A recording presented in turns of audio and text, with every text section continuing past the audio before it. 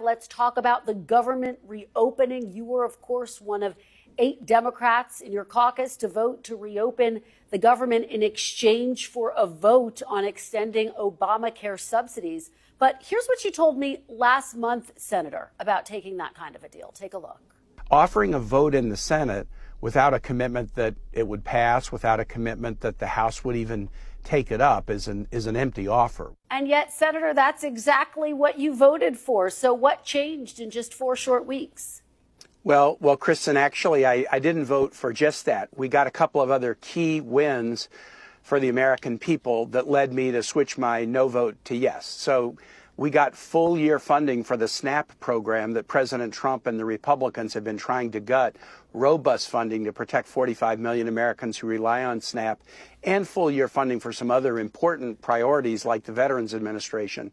And then when I joined the negotiation, really just 48 hours before it came to a head, I was able to negotiate with Republican colleagues in the White House key protections for federal employees.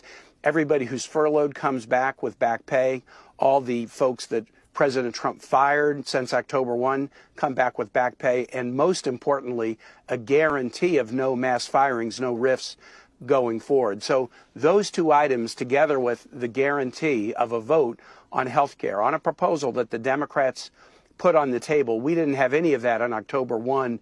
We had that by last Sunday, and that's why I switched my no vote to yes. Well, and Senator, of course, Mark Warner, who also represents Virginians, voted no. Why do you think he saw this fight so differently? I don't want to put words in anybody else's mouth, but I mean, here it was an assessment of what Republicans would do. You know, today there's going to be a lot of good football games today, and every team goes in with the game plan to start. But if the game plan isn't producing what you want at halftime, the coach goes in and says, we're going to make some adjustments. 40 days in, the Republicans were saying, we know we need to talk about health care, but we will not engage on health care until government is reopened. Now, it's fair to test somebody's red lines, and we tested them over and over again in October, and they didn't budge from that. So, frankly, I viewed the situation last weekend as we had no path, none, to a health care fix until we reopened government.